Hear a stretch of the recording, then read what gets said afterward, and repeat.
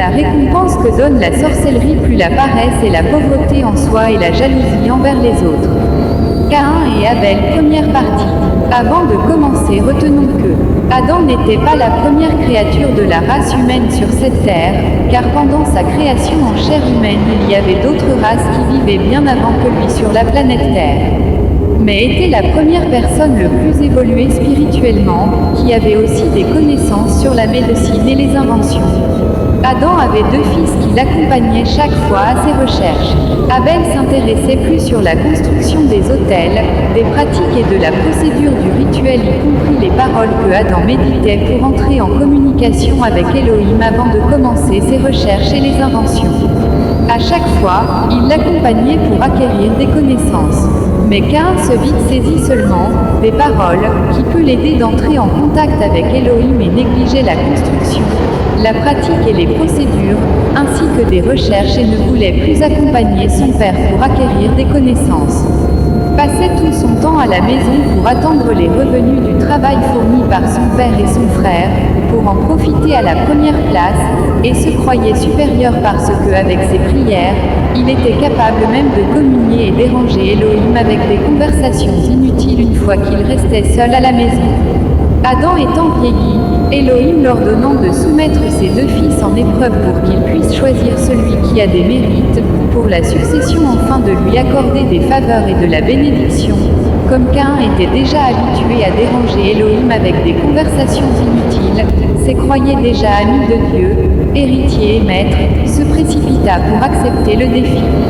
Une fois de seulement face aux épreuves, Caïn ne savait pas où commencer par la construction de l'autel, la pratique d'offrande ou la procédure, ni comment méditer. Au moment des tâtonnements, après plusieurs heures, Abel a fini par bâtir l'autel, fut passé aux procédures et pratiques d'offrande, la canalisation du fumet et le sacrifice fut exaucé et agréé, ouvrant le lien de la communication télépathique entre lui et Elohim, qui le désigna le successeur de son père et lui donnant la couronne. Mécontent et jaloux, Caïn tua son frère et fuit dans le village le plus lointain de leur village, pour se marier à une autre fille qui avait aussi un père, mère et les grands-pères plus âgés que Adam son père, qui prouve que, lorsqu'Adam était vivant, il y avait d'autres races aussi plus vieillies que lui sur la terre. Et c'est par là que fut l'apparition de la sorcellerie et de la haine dans la race humaine, y compris la jalousie. Adam donna encore naissance à un autre fils sage, intelligent, et fort, qui résistait à la ruse et jalousie des méchants de l'époque, qui s'appelait Seth, pour prendre sa succession et la relève d'Abel. Premier fils paresseux, jaloux et sorcier Caïn.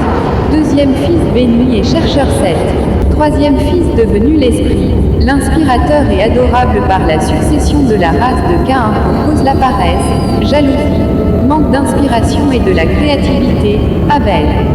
Quatrième, le Père qui est le formateur Adam, autrement appelé Adonai. Et cinquième est le peuple qui occupait la planète Terre avant la création d'Adam, où était réfugié Caïn.